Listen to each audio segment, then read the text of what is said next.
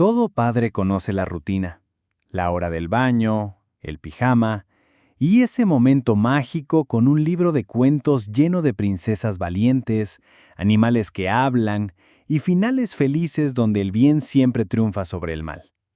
Sin embargo, ¿qué pasaría si te dijera que las historias que les lees a tus hijos no fueron creadas para entretenerlos, sino para aterrorizar a los adultos? Los cuentos de hadas que creemos conocer, como Cenicienta, Blancanieves o Caperucita Roja, no son cuentos de hadas en absoluto.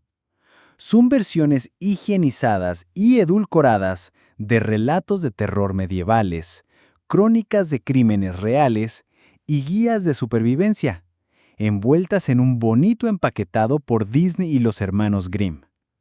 Detrás de cada Érase una vez se esconde un desastre documentado, un asesinato real o una tragedia histórica tan brutal que las comunidades las convirtieron en cuentos con moraleja para mantener vivos a sus hijos. En un mundo sin policía forense, sin medios de comunicación masiva y con un alto índice de mortalidad infantil, estas historias eran la forma en que los padres transmitían advertencias cruciales a sus hijos. Los lobos que hablan no eran una metáfora. Eran asesinos en serie y depredadores reales que aterrorizaban a los viajeros solitarios en los vastos y peligrosos bosques de Europa. Las malvadas madrastras no eran solo personajes de ficción.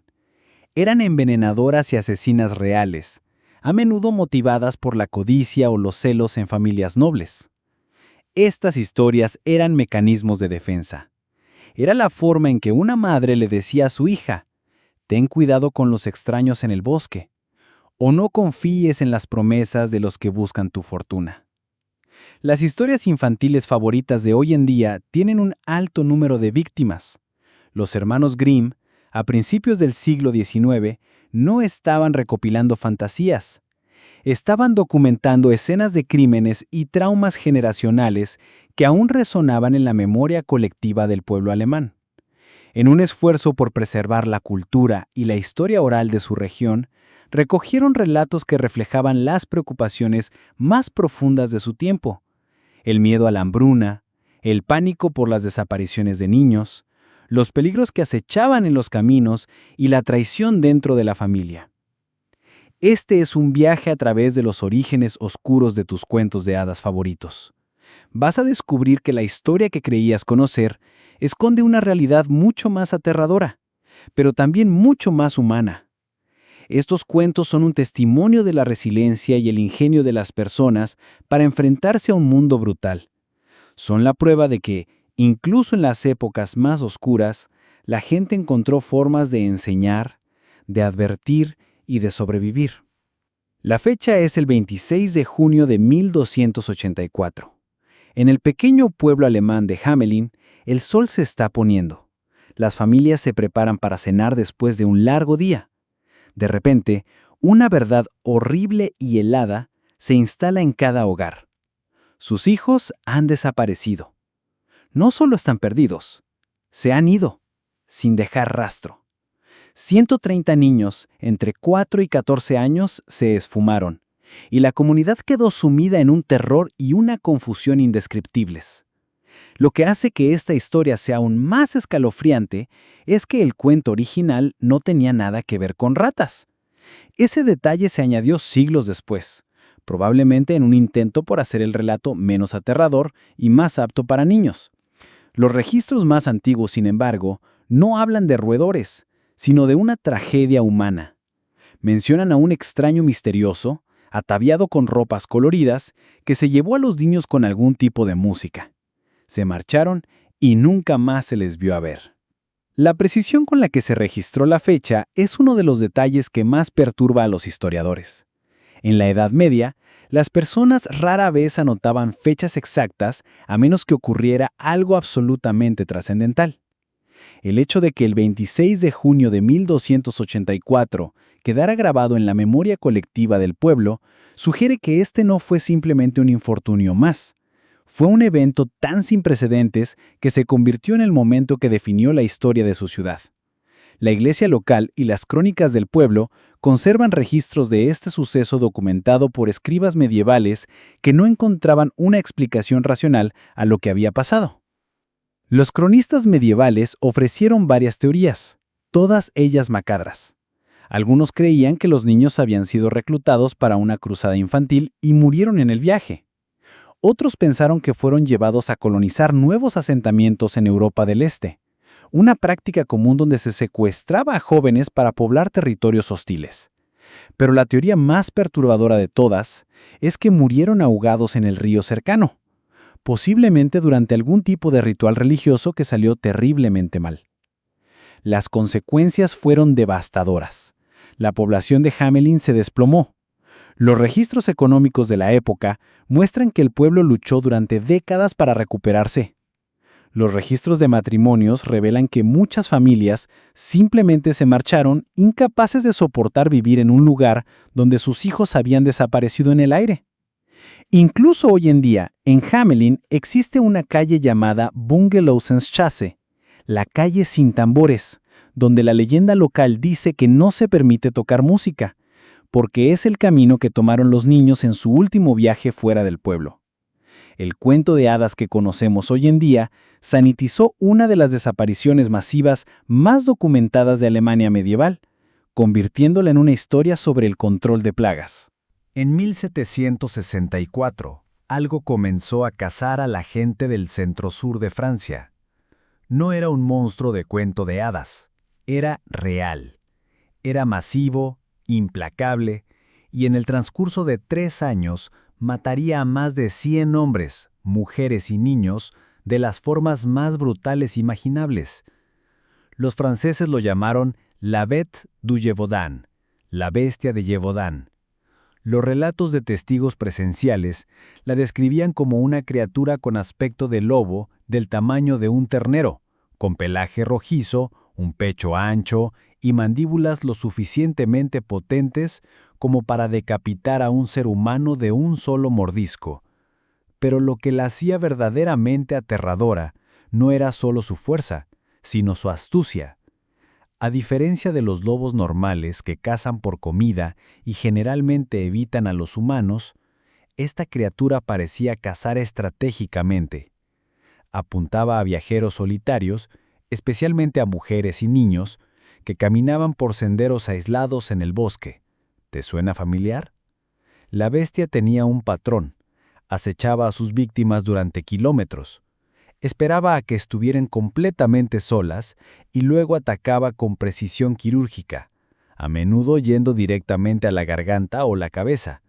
Los sobrevivientes describieron cómo se levantaba sobre sus patas traseras como un hombre, cómo parecía estudiar a su presa antes de atacar, y cómo parecía disfrutar del terror que causaba. Los ataques se volvieron noticia internacional. Regiones enteras vivían aterrorizadas, y los padres no se atrevían a dejar que sus hijos caminaran solos. El rey Luis XV se sintió tan perturbado por los informes que envió a sus mejores cazadores y ofreció enormes recompensas por la captura de la criatura. Aquí está la parte que conecta directamente con Caperucita Roja. La bestia apuntaba específicamente a niñas que llevaban cestas de comida a sus familiares. Múltiples ataques documentados involucraron a niñas de entre 8 y 16 años que caminaban por senderos forestales para entregar pan, queso o medicinas a sus abuelos o a miembros enfermos de la familia. Una de las sobrevivientes más conocidas, Marie-Jeanne Ballet, de 19 años, luchó contra la bestia con una lanza cuando la atacó mientras llevaba comida a su familia. Su testimonio detallado describe exactamente el escenario que conocemos del cuento de hadas. Una niña sola, una cesta de comida, un sendero en el bosque y un depredador que parecía casi humano en su astucia. Los mensajes de cuento de hadas de Marcos son mucho más gráficos de lo que Disney te haría creer. En la versión de Charles Perrault de 1697, el lobo engaña a la niña para que se coma la carne de su propia abuela y beba su sangre antes de devorarla viva. No hay leñador heroico ni final feliz, solo muerte y consumo. Lo que es aún más escalofriante es que los ataques de lobos estaban documentados en toda Europa medieval durante siglos. El gran malo lobo no era una metáfora, era una guía de supervivencia disfrazada de una historia. Los padres medievales usaban estos cuentos para enseñar a sus hijas una lección brutal. Nunca confíes en extraños, nunca camines sola y desconfía siempre de cualquiera que haga demasiadas preguntas sobre a dónde vas. El cuento de hadas era un sistema de alerta de seguridad infantil. Entre 1315 y 1322, Europa experimentó un evento catastrófico que los historiadores han denominado la Gran Hambruna. Este no fue un simple periodo de escasez, sino una calamidad que duró 7 años. Hubo una serie de malas cosechas, una masiva mortandad de ganado y una inanición tan severa que cambió de manera fundamental la estructura de la sociedad medieval. Durante este tiempo, algo que hoy consideraríamos impensable se volvió una rutina terrible. Los padres llevaban a sus hijos a lo más profundo de los bosques y los abandonaban allí para que murieran. Esto no era crueldad en el sentido de malicia, sino una decisión desesperada y brutal de supervivencia. Las familias se veían forzadas a hacer un cálculo imposible, con los precios del grano disparándose hasta un 800% y el invierno acechando. Podían ver a toda su familia morir de hambre lentamente o sacrificar a los más jóvenes para que los adultos y los hijos mayores tuvieran alguna oportunidad de sobrevivir hasta la primavera. Los registros judiciales de toda Europa documentan cientos de casos de abandono infantil durante estos años de hambruna. El proceso era desgarradoramente sistemático. Los padres les decían a sus hijos que iban a recoger bayas o a visitar a familiares. Los llevaban a kilómetros de su hogar, a una parte del bosque lo suficientemente profunda como para que los niños no pudieran encontrar el camino de regreso. Luego, los dejaban con los pocos restos de comida que podían ofrecerles, como cortezas de pan o unas cuantas bayas, y desaparecían mientras los niños dormían o estaban distraídos. Pero aquí es donde la historia de Hansel y Gretel adquiere sus detalles más inquietantes. La historia del canibalismo no era una fantasía. Las crónicas medievales de este periodo documentan casos de padres que se comían a sus propios hijos que habían muerto de inanición. Aún más horrible, hay casos registrados de extraños que atraían a niños hambrientos a sus hogares con promesas de comida, solo para matarlos y comérselos. La famosa casa de jengibre no era una invención de cuento de hadas, era una advertencia sobre los depredadores que usaban la comida como cebo en tiempos de desesperación. En algunas regiones de Alemania, las autoridades encontraron evidencia de lo que llamaban casas de brujas, cabañas aisladas donde adultos desesperados habían recurrido al canibalismo. No se trataba de brujas con poderes sobrenaturales, sino de personas hambrientas que habían cruzado la frontera moral más extrema para sobrevivir. El cuento de hadas era un reflejo del trauma generacional, un eco de una época en la que los padres tenían que elegir entre mantener a sus hijos vivos o mantenerse vivos ellos mismos. En el año 1533, una hermosa y prometedora joven noble de 16 años llamada Margaret von Waldeck fue hallada sin vida en sus aposentos. Su cuerpo presentaba claras y devastadoras señales de envenenamiento. Margaret lo tenía todo: riqueza, una belleza deslumbrante, un linaje noble y un futuro que parecía radiante. Pero también tenía un gran problema: una madrastra que la despreciaba y una inmensa fortuna familiar que era un motivo más que suficiente para matar. La familia de Margaret controlaba vastas y brutales operaciones mineras en la región alemana de Waldeck.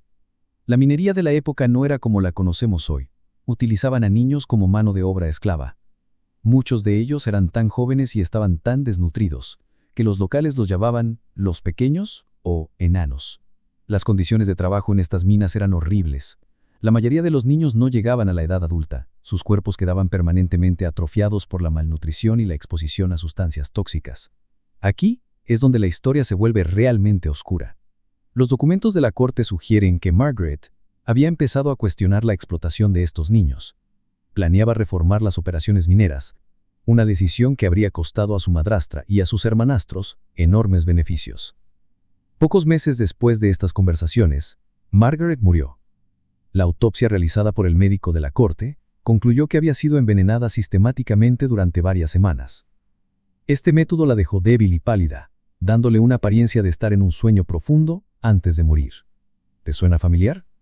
Su madrastra, Katina von Hatzfeld, se había casado con el padre de Margaret principalmente por la riqueza de la familia, y ya había asegurado los derechos de herencia para sus propios hijos. Con Margaret fuera del camino, la fortuna familiar pasaría a estar enteramente bajo su control. Pero el detalle más escalofriante no se descubrió hasta siglos después.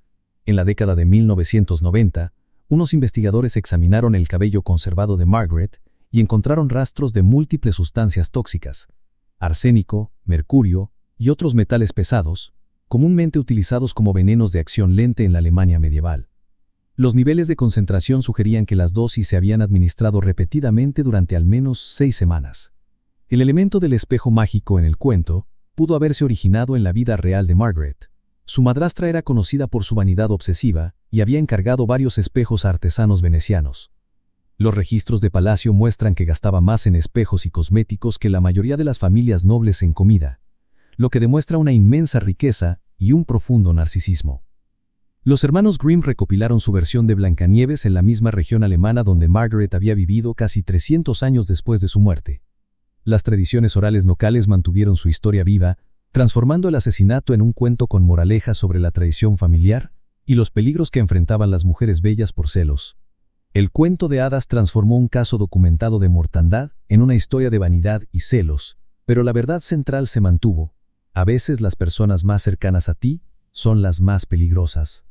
En 1634, el poeta y cortesano italiano Giambattista Basile publicó una colección de cuentos populares titulada Lo Cunto degli Cunti, el cuento de los cuentos, que conmocionaría a los lectores modernos.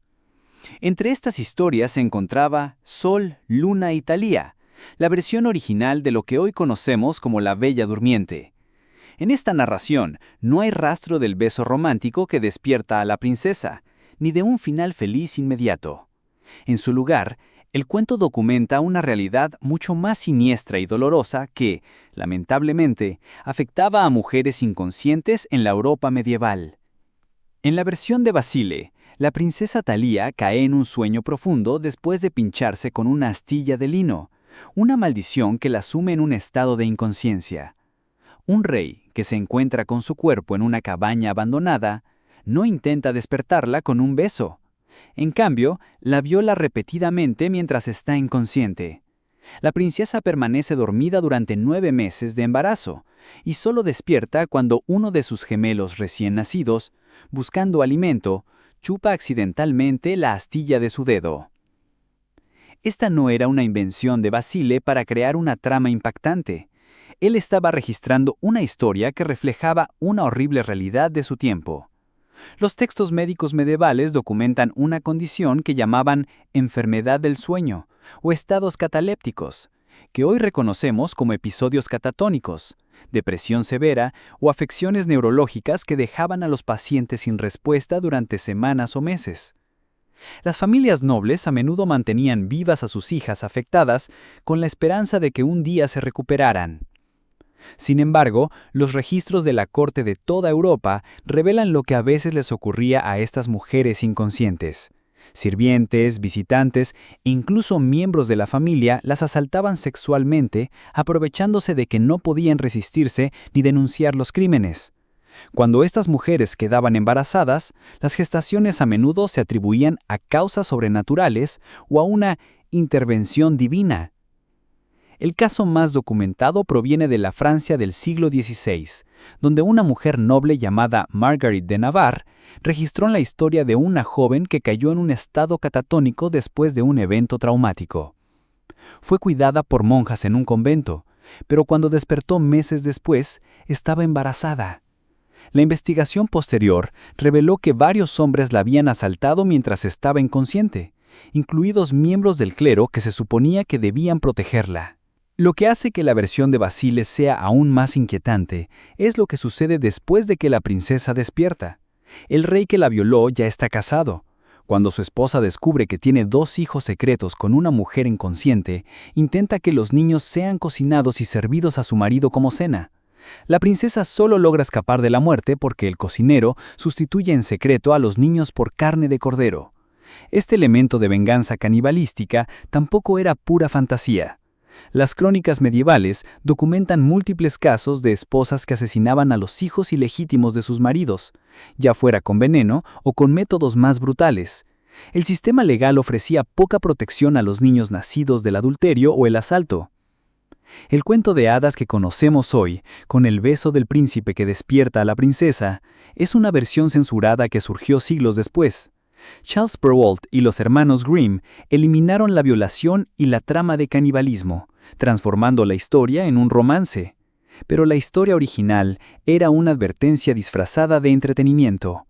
Enseñaba a las audiencias medievales que las mujeres inconscientes eran extremadamente vulnerables a los predadores, que los hombres que decían rescatarlas podían ser el mayor peligro de todos, y que las consecuencias de estos asaltos podían destruir a familias enteras. La verdadera Bella Durmiente nunca consintió en nada de lo que le ocurrió. Fue una víctima que se convirtió en madre mientras estaba inconsciente, y pasó el resto de la historia tratando de sobrevivir a las consecuencias de los crímenes cometidos contra su cuerpo mientras no podía defenderse. En el año 1440, las autoridades francesas arrestaron a uno de los nobles más ricos y poderosos de Europa, Gilles de Rais.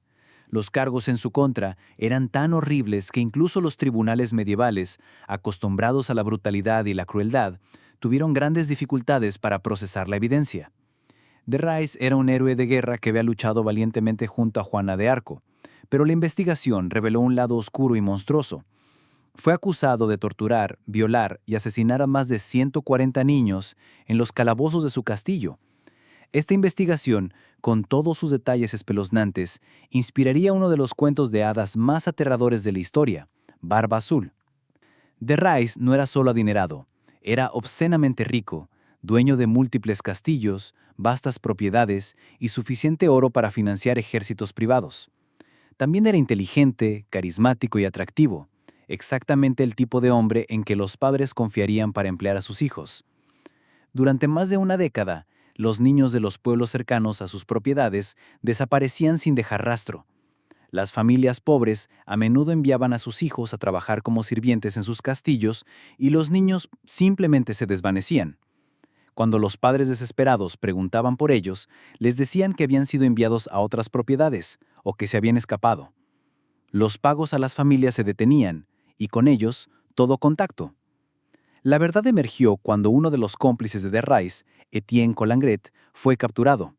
Bajo tortura, confesó haber ayudado a su amo a asesinar a docenas de niños en ceremonias rituales que de Rais creía que le otorgarían poderes sobrenaturales y riqueza ilimitada. El testimonio en la corte fue tan gráfico que los cronistas medievales se negaron a registrar los detalles más macabros.